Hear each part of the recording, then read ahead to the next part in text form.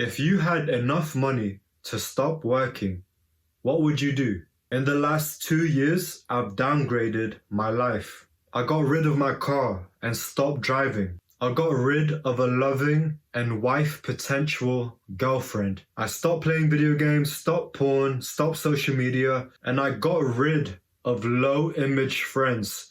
What I mean by low image friends is that they're not bad people, but when I'm around them, they make me feel bad about myself. I got rid of these things for the billionaire lifestyle. The billionaire lifestyle is, if you had $1 billion, what would you be doing? Asking yourself, if you had enough money to stop working, what would you do? The answer for everyone is basically to do what I want whenever I want. And the goal is to get to as close as that as possible. And I've designed my life that way. During uni, I moved back to my parents' home, meaning I would commute to class. Yes, I would save money and I would be focused.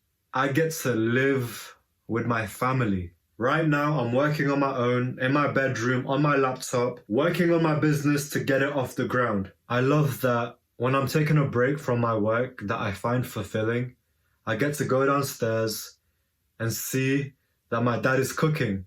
My mom's dancing to Zumba. I get to go downstairs and have a chat with my dad.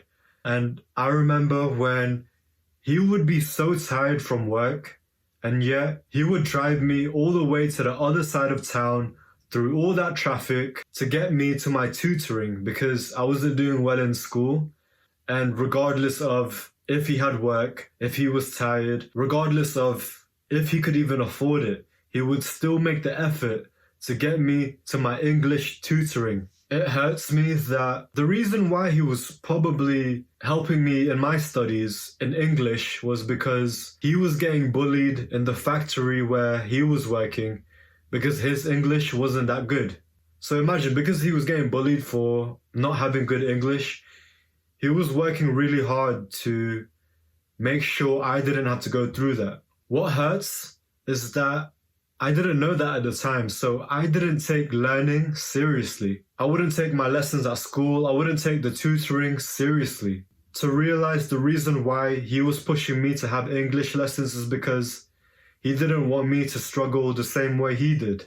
But I'm grateful now that I get to live with these people that have supported me even though they really couldn't. Financially, they were probably sleep deprived, and I get to live with the people who have cared for me so much. Oftentimes, I think about the 50-year-old version of me. If my 50-year-old version came back today and lived my life today, what would they appreciate? Even though there is tension between me and my parents, me living in my childhood bedroom, that is nothing when I look back in the perspective of old me. Me when I'm older, me when I'm 50 years old, would travel back in time to today. He would go downstairs, look at my parents and think, wow, my parents are so young.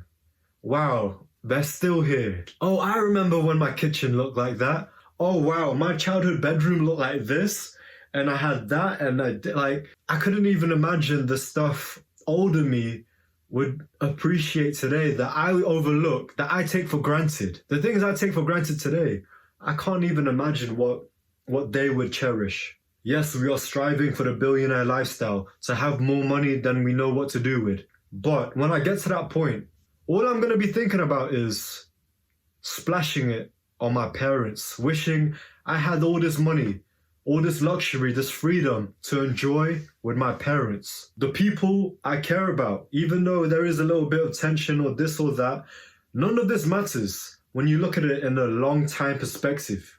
So it is all about going all in on your dream, but not forgetting along the way, the people who have cared for you, your parents, the little things that I can go downstairs and have a quick conversation with my dad. These opportunities aren't going to be here forever, and neither are the opportunities to go all in on your dream. So it's kind of like a push and pull. The things you're sacrificing for your dreams and the things that you can't overlook. Recently, I quit the gym. It would take me 2 hours to get to the gym and back. That's not including the time it takes to work out. I realized that in the 2 hours of commuting, I could have started the workout by now by the time I had gotten to the bus stop.